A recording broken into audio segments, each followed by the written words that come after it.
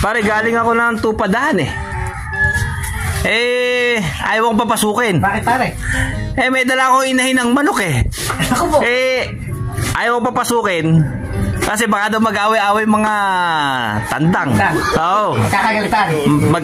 Pag-aawayan pa rin yung isang inay, kaya hindi ako pinapasok eh. Oo pare, usapang manok pa namin. Oo. Bakit?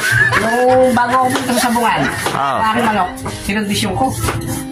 Akalain mo, sinuga ko sa may tabi ng buko. Sa tabi ng buko? Buko! Doon ko pinapakain. Yung isang araw nagutom. Oo.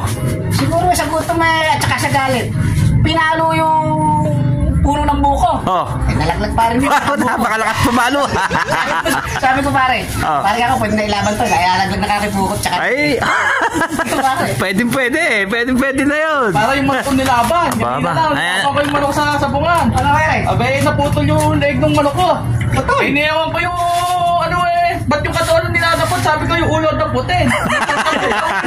Ako ng tatlong malinis. Palalo. Kaya uwi ko, talo ng tatlo. Aba, napakalupit pala ng manok mo. Hindi talo na yung mare. Magaling mare manok mo na yun. Wala naman lahi yun. Meron pa. Kailangan pare ingatan yung mga palasyo na yun. Maganda yung manok na yun. Abay, dadaputin na sa katawan, hindi sa ulo. Huwag ka mo yan. Punto kayo. Ang ulo tumatin mo. Kaya lang mo tatukain gano'n. Ang ulo. Makatuka pa. Ibig sabihin sa katawan pala hinawakan. Katawan. Pero kung sa ulo, Sa ulo, nakatuka pa. siguradong bananalo. Nagpati pa matalo. Pang mata. Malakas yung manok na yun. Manok na yun, pare.